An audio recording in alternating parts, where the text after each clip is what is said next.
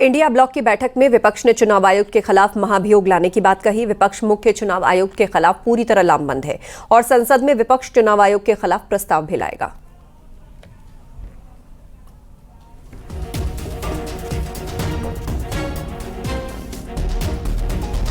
तो सीईसी के खिलाफ महाभियोग ला सकता है विपक्ष। मुख्य चुनाव आयोग के खिलाफ विपक्ष पूरी तरीके से लामबंद है और महाभियोग प्रस्ताव भी ला सकता है विपक्ष। एसआईआर पर लड़ाई अब महाभियोग तक जा पहुंची है। मुख्य चुनाव आयोग के खिलाफ पूरा विपक्ष लामबंद हो गया है।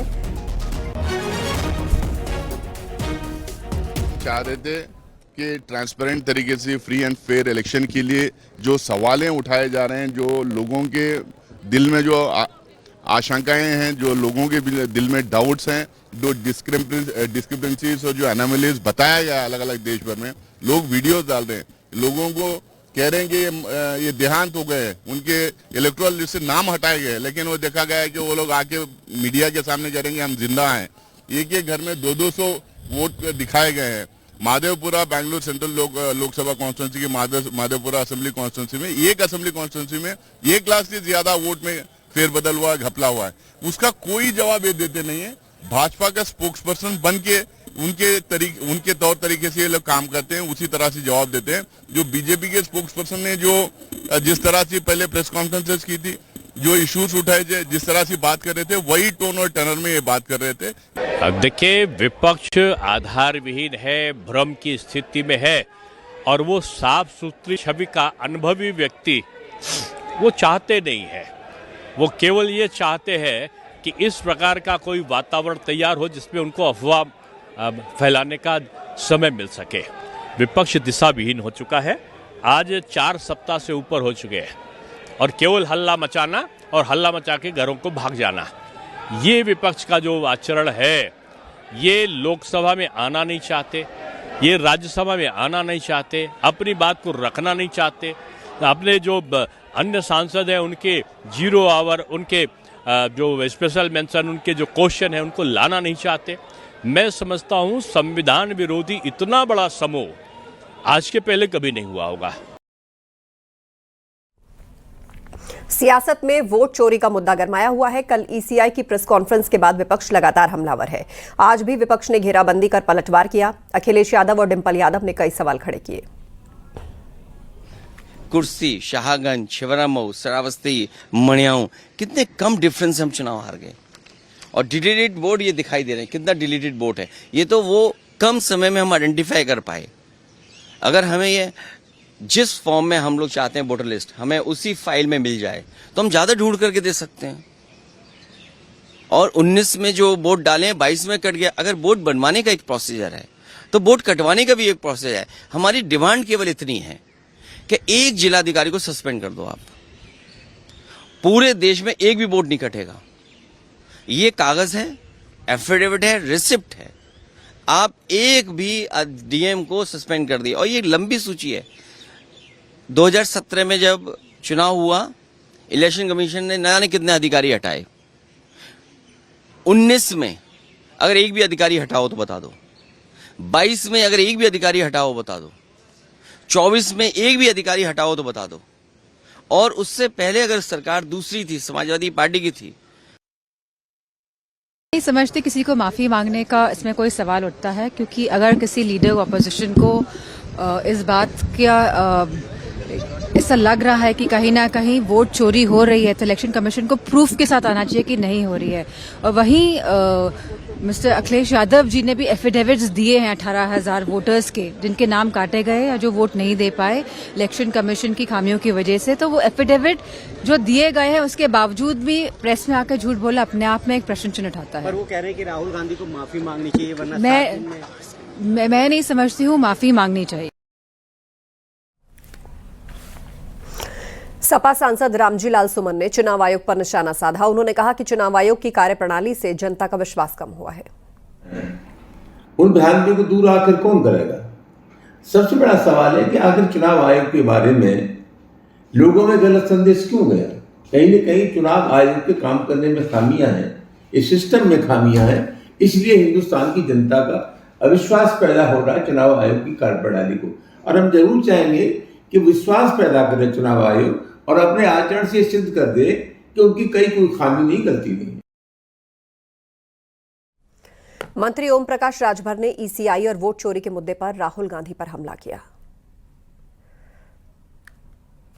माहौल देश में खराब करना चुनाव आयोग के प्रति या कोई बात को लेके, तो सही चुनाव आयोग ने कहा है कि एक हफ्ते में हलफनामा दीजिए, नहीं तो देश के सामने माफी मांगिए, और नहीं तो ये मान लिया जाएगा कि आप झूठ बोलने के नंबर 1 के माहिर हो। अब राहुल जी के विषय में सब लोग जान गए हैं कि वो जान रहे हैं कि सत्ता से अभी काफी दिन तक हम दूर हैं, तो सत्ता पाने के लिए व्याकुल होकर के ये लोग अनर्गल बयानबाजी कर रहे हैं। मुख्य चुनाव आयुक्त ज्ञानेश कुमार ने कांग्रेस सांसद राहुल गांधी का नाम लिए बगैर उनके आरोपों पर बड़ा बयान दिया। सीईसी का कहना है कि चुनाव आयोग और वोटर लिस्ट को लेकर जो आरोप लगाए गए वो निराधार और झूठे हैं। सीईसी का कहना है कि अगर उनके पास अपने दावे का सबूत है तो उन्हें 7 दिन के भीतर शपथ पत्र देना होगा, नहीं तो पूरे देश से माफी मांगनी होगी। इसे लेकर कांग्रेस और सपा ने सरकार पर पलटवार किया। ये रिपोर्ट देखिए।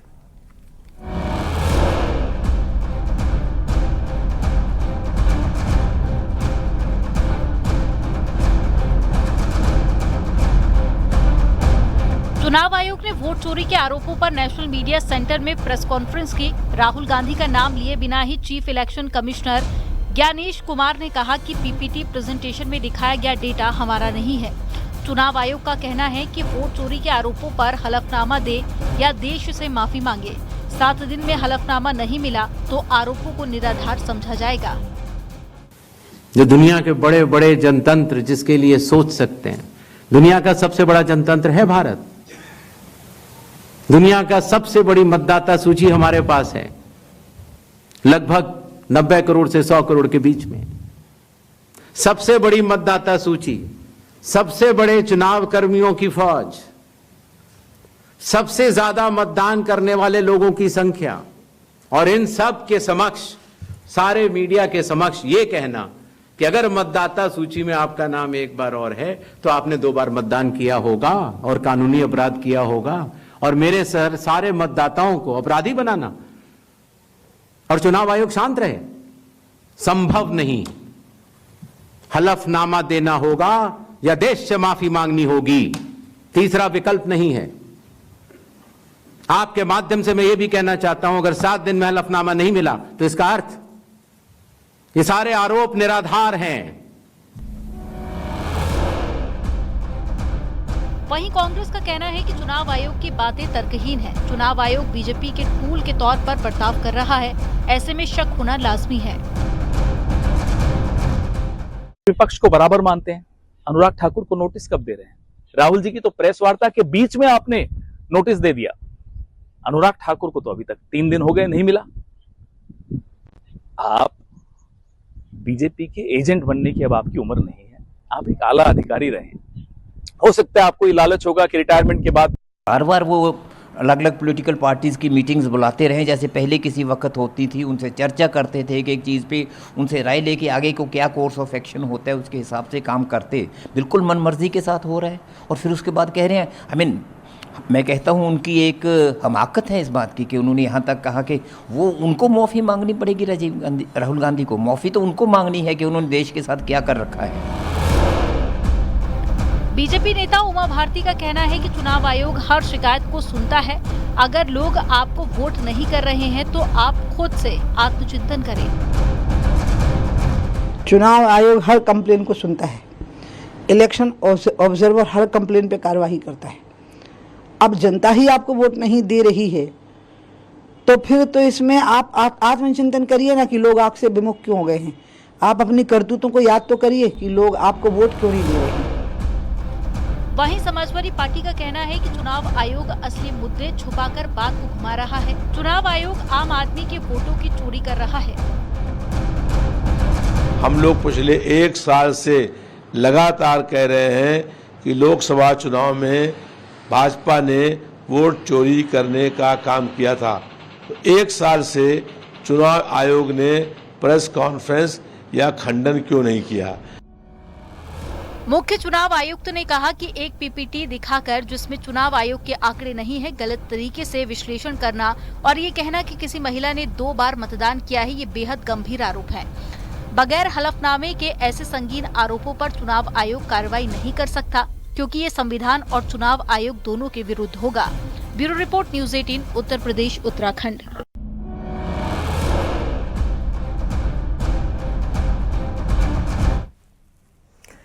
दिल्ली में भाजपा सांसद संबित पात्रा ने कहा कि एसआईआर के मुद्दे को लेकर विगत कुछ दिनों से जिस प्रकार का व्यवहार कांग्रेस पार्टी और कुछ विपक्षी दलों का रहा है, ये पूरा देश देख रहा है। सभी देख रहे हैं कि सदन की कार्यवाही को अवरोधित किया जा रहा है, सदन की कार्यवाही नहीं चल पा रही है, काम नहीं करने दिया जा रहा है। देखिए, विगत कुछ दिनों से जिस प्रकार का व्यवहार कांग्रेस पार्टी और कुछ अपोजिशन दलों का रहा है, खास करके एसआईआर के मुद्दे को लेकर, बिहार के चुनाव को लेकर, यह पूरा हिंदुस्तान देख रहा है। मैं पार्लियामेंट के बाहर खड़ा हूं, आप सभी देख रहे हैं कि पार्लियामेंट की गतिविधि को अवरोधित किया जा रहा है। पार्लियामेंट को में फंक्शनल पार्लियामेंट नहीं हो पा रहा है, कोई काम करने नहीं दिया जा रहा है। इसके पीछे की मंशा क्या है? जो यात्रा राहुल गांधी भी कर रहे हैं, उसके पीछे की मंशा क्या है? इसके पीछे की मंशा केवल एक ही मात्र है, और वह मंशा है किस प्रकार से घुसपैठियों को बचाया जाए। जो देश के इन्फिल्ट्रेटर्स हैं, जो देश के अंदर घुसे हुए हैं, जो नागरिक नहीं है देश के, यह एक प्रक्रिया है, स्वाभाविक प्रक्रिया है कि इलेक्शन कमीशन का ये दायित्व बनता है कि जो घुसपैठिए हैं, किस प्रकार से उनको क्लेंजिंग की जाए, वो इलेक्टोरल रोल में नहीं आए और वो इलेक्शन में भाग न ले सके। ये अधिकार उनको नहीं है वोट देने का। घुसपैठियों के माध्यम से किस प्रकार से चुनाव जीतना है, घुसपैठियों का किस प्रकार से इस्तेमाल करना है, तुष्टीकरण की राजनीति को किस प्रकार से आगे बढ़ाना है, यही राहुल गांधी और कांग्रेस पार्टी करती रही है। और संवैधानिक संस्थाओं को गाली देने का इनका रिकॉर्ड पुराना है।